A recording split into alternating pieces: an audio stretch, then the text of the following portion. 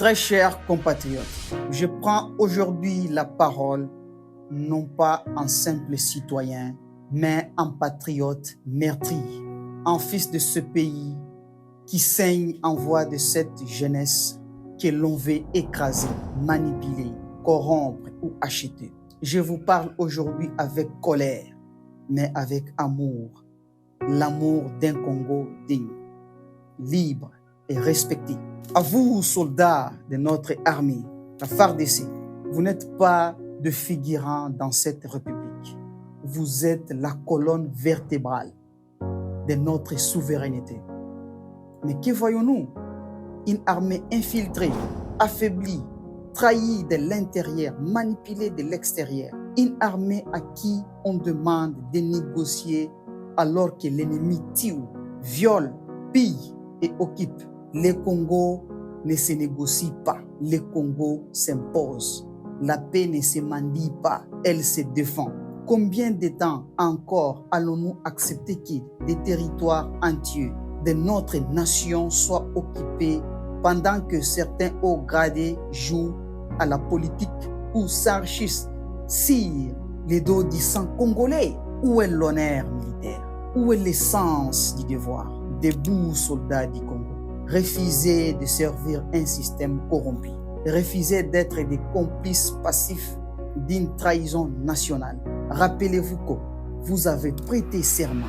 Vous avez prêté serment non à un homme, mais à la République, à ce 2 345 000 km², à ces millions de mères qui pleurent, à ces enfants sans avenir.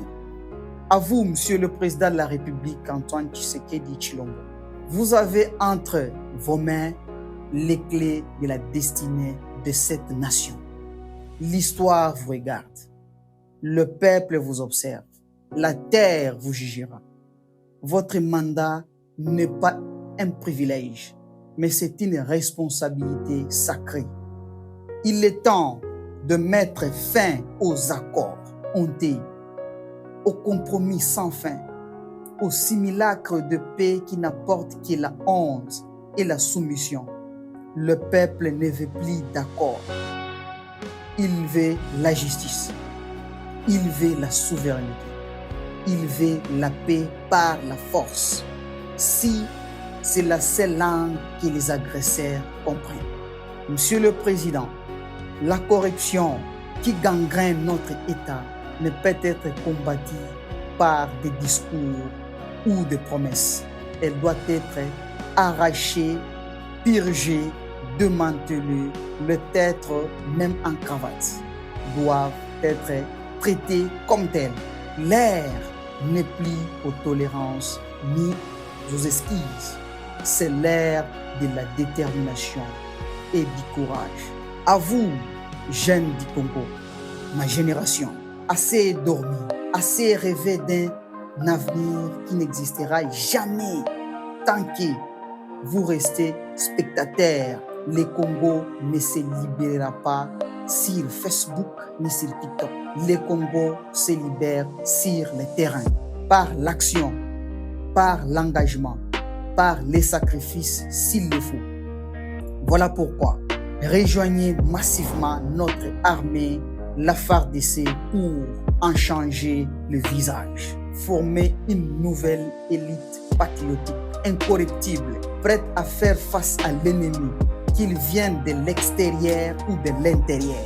Ce pays ne se redressera que si nous, jeunes, décidons de ne plus fuir, de ne plus attendre, de ne plus rêver un Congo nouveau. Mais de la construire maintenant. L'ère ne plie aux larmes. Nous devons imposer la paix. Nous devons restaurer la dignité de notre nation. Et si cela signifie faire la guerre à ceux qui nous l'ont imposé, alors qu'il en en soit ainsi. Aujourd'hui, je m'adresse non seulement à vous, mais à l'histoire. Cette génération congolaise n'est pas celle d'hier. Nous ne sommes pas des esclaves de la paix. Nous sommes des héritiers de Patrice Emery Lumumba, de musée Laurent Désiré Kabila, le martyr de ce sol sacré. Et nous disons trop, c'est trop. À ceux qui croient que le Congo restera à genoux, regardez-nous bien, car nous sommes en train de nous lever. Vive la République démocratique du Congo dans la dignité, la force et la souveraineté retrouvée. Je vous remercie.